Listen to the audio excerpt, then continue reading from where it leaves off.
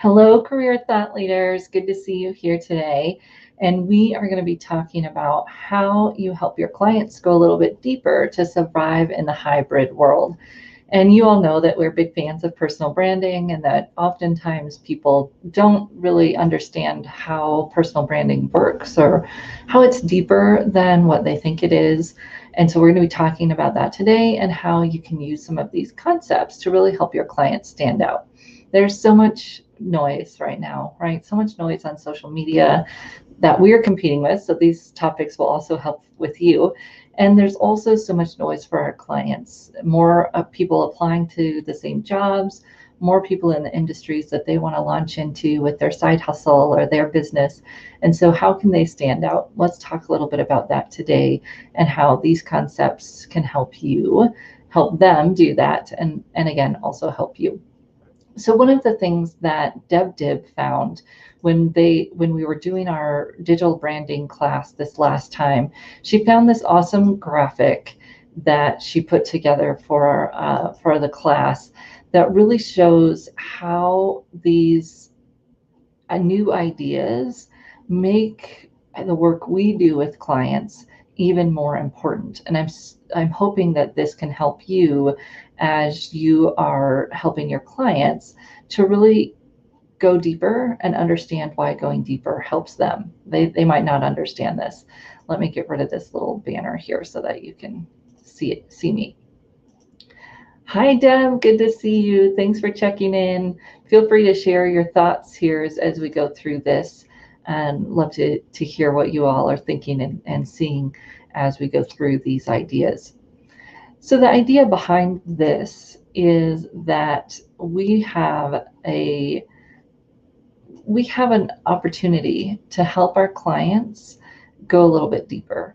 And the ideas here on the top. So you've got experts and specialists in this singularity, and that's the world that we used to live in. Some of us. I'm not sure some of us ever lived in that world, but this was, the olden days, if you will. Although as I hear people tell stories, I'm not quite as sure that it was as much as people talk about it, but there was this idea that we all had a specialty.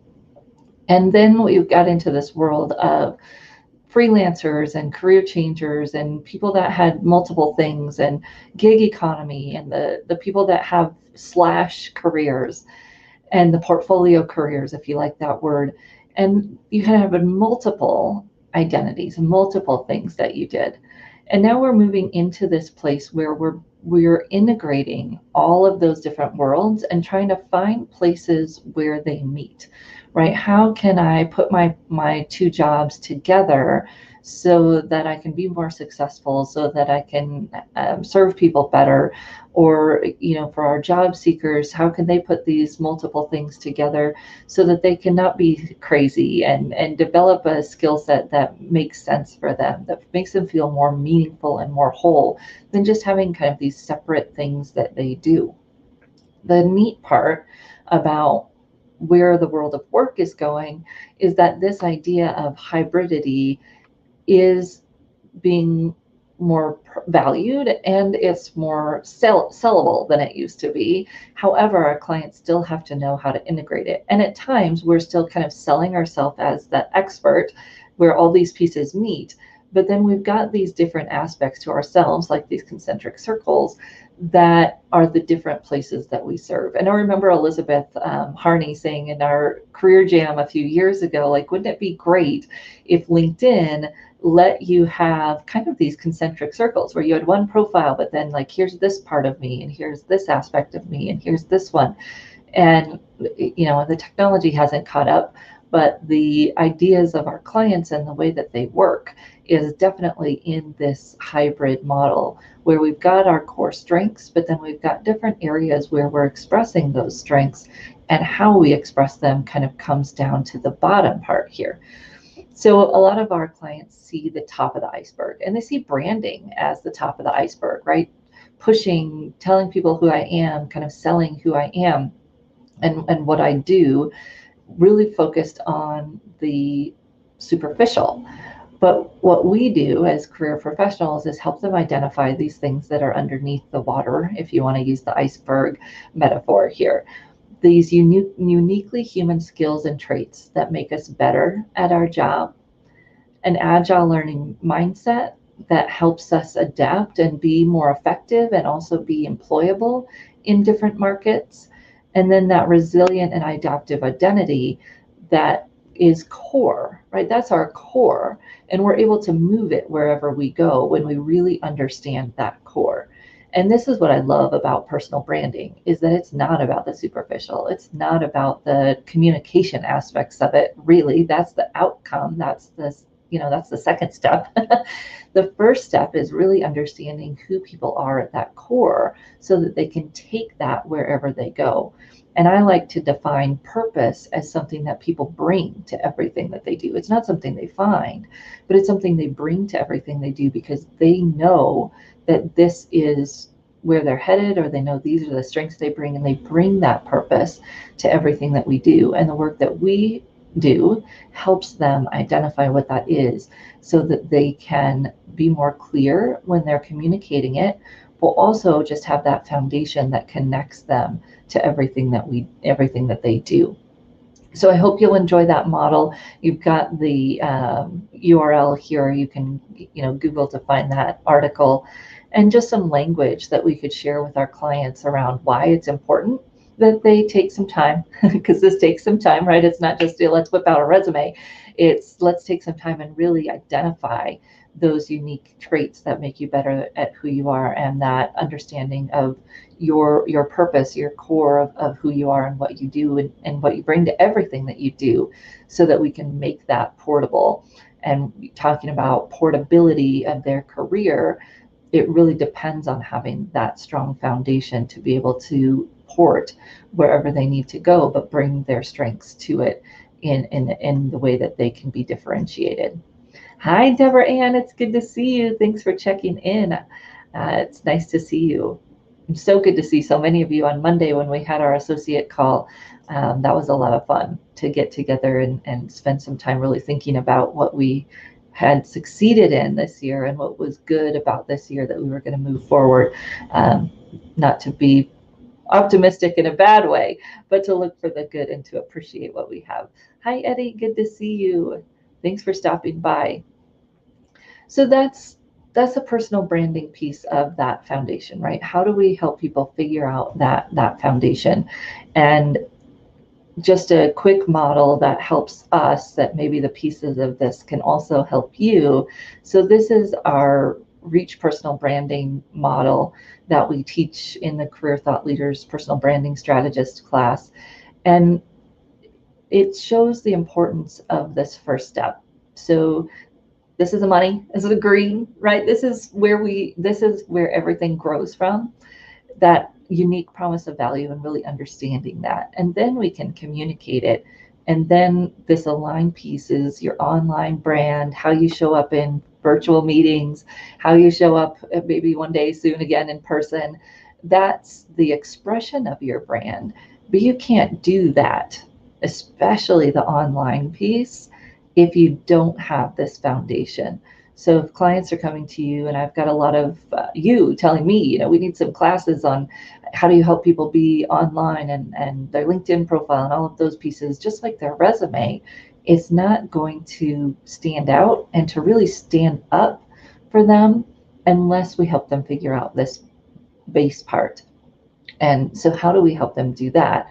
That's where we're going to next. But it's really that opportunity for them to understand the foundation so that then they can build up from that. And I know some of you have taken the classes and are big personal branding fans, even if you haven't. So you get that. But hopefully those are some new things that you can share with your clients.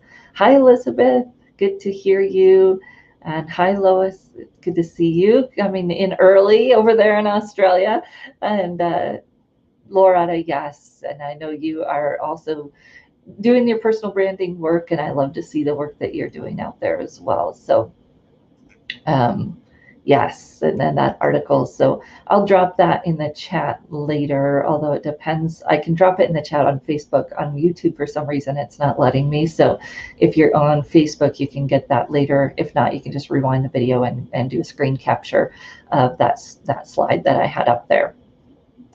So one of the other pieces here is that people get confused, and this is one of my favorite graphics. I'm sure you've seen it before, but that people get confused in thinking about branding as a push, or marketing as a push, or even job search as a push. I'm going to tell people I'm looking. I'm going to, push, push, push.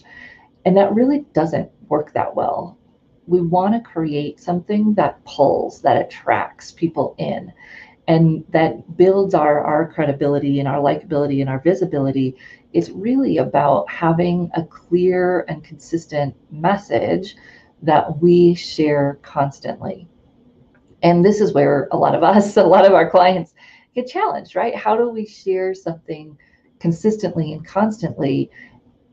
It builds on the clarity, it builds on really understanding that piece of it, of what we do and who we are, but also what connects with our clients and how we connect with that client so that we can get that feedback loop, right? It's hard to feel like I should share more if I'm not getting that feedback that it's helpful for people or that it's connecting. And the challenge is making those connections to really communicate what's helpful for people and what adds value. And I've got to tell you, I've been surveying personal branding courses for the last 6 months just to see, are we missing something? What does our audience need? And what can we share with you so that you can help your clients be more effective at this without paying for the personal branding programs that, the entrepreneurs are taking. So I went and took them for you. And they're all saying the same things, that we really have to understand what adds value to our audience. For a job seeker, this is maybe a hard concept to hit, right? Because they're needing a job. But what adds value to their hiring managers? What types of information could they share that would add that value to the hiring manager while highlighting their skills? And most people see that as something that only entrepreneurs do, or that, you do that because you're marketing X, Y, or Z. But if job seekers could adopt this mentality and really think about it this way, I got to tell you, if it works for marketing, it's going to work for them. It's just a mind shift. Instead of, hey, I need a job, it's, hey, what could I share and how could I build my thought leadership to really add value to those people in my industry who are my peers, are my future hiring managers, and not do it just for that singular purpose of finding a job. Good part about that, of course, is that then it helps them. One of the things we say is that you never have to look for a job again if you can do it this way, if you can help your clients figure out how to do that clarity, consistency, constancy in communicating their brand. And all, of course, starting with that brown foundation. So yes, helps our clients build their visibility. Yeah, that foundation work that everyone is doing is so important. And I know you all are doing it with your clients. Hopefully this just gives you a little bit of language to communicate it to them so that they can see the value in it too. I do want to just pop this up here since I'm in, share the picture mode. We are having a free session next. Well, actually, sorry, 2 days from now, Thursday, we're having a free session with Jackie Peros. And if you haven't met Jackie, she's new on our instructor team for the Certified Personal Branding Strategist, but she's been a branding strategist for a while. She's also an image consultant. So she's going to share some of her tips on how to help people look better on video. And I got to tell you, we're going to go beyond like the lighting and some of that, because she's got some great tips. And we'll also talk about the physicality of how we help people show up on video, and a little bit of from acting, how do we help them have a better presence? And of course, Susan Critton bringing her wisdom to that session as well. So if you haven't RSVP'd for that yet, do so. You'll get the recording and be able to join us live if you can. So that video piece is where everybody kind of wants to go first, right? It's the practical. However, if we haven't thought about some of the pieces underneath it, we're going to struggle. We can't show up confident on video if we're really not confident. That kind of fake it till you make it, it doesn't necessarily work. So the personal branding piece really can help people gather that confidence to be able to actually show up with confidence on video. And that's the fun piece.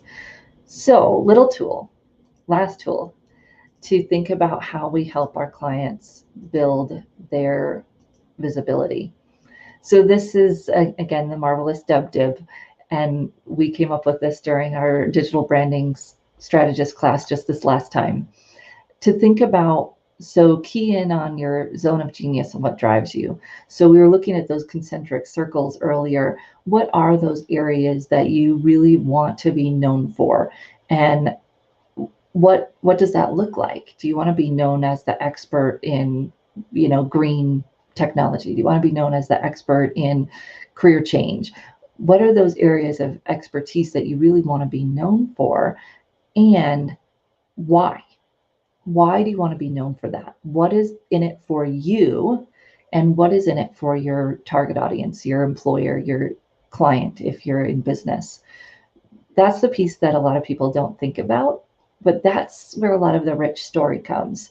So why do you want to be in green energy? A lot of times there's a story behind that. Why do you want to be in healthcare? A lot of times there's a story behind that. And when we get that story, there's so much more richness that comes to that person's brand, because that story is always unique. Everybody, whatever, everybody in their field might want to be in green energy or might want to be in healthcare, but that why and what drives them is always going to be unique. And we can bring that out and help people connect to it, and it makes their branding statement so much more powerful. And then what's important to the target audience? So we have our stories that talk about us, but what do they care about? What connects to them? And how can we make sure we're telling those stories that really connect the dots? And then writing those stories that demonstrate the genius while connecting to the relevance for the audience. And that's the power of branding. Branding isn't just how cool I am and my cool stories, and it's not just about satisfying the audience's needs. It's where those two things meet and they combine and they come together that we have a powerful brand. And then, of course, we're selecting the stories that are appropriate for the audience or the platform, so that we can tell the story in a way that makes sense on LinkedIn, in a way that makes sense for Instagram, in a way that makes sense in an interview. And even if we're working with clients who are currently employed, how they build their visibility while they're virtual, well, they're going to have to be able to weave these little stories in and really know the things they want to be known for, so that they can kind of pounce on those opportunities to work in a quick story about how they loved that project because of X, Y, or Z, tying it into their strengths so that people start to see them for that, and they can bring that consistency and clarity to those pieces so that they can be known for that.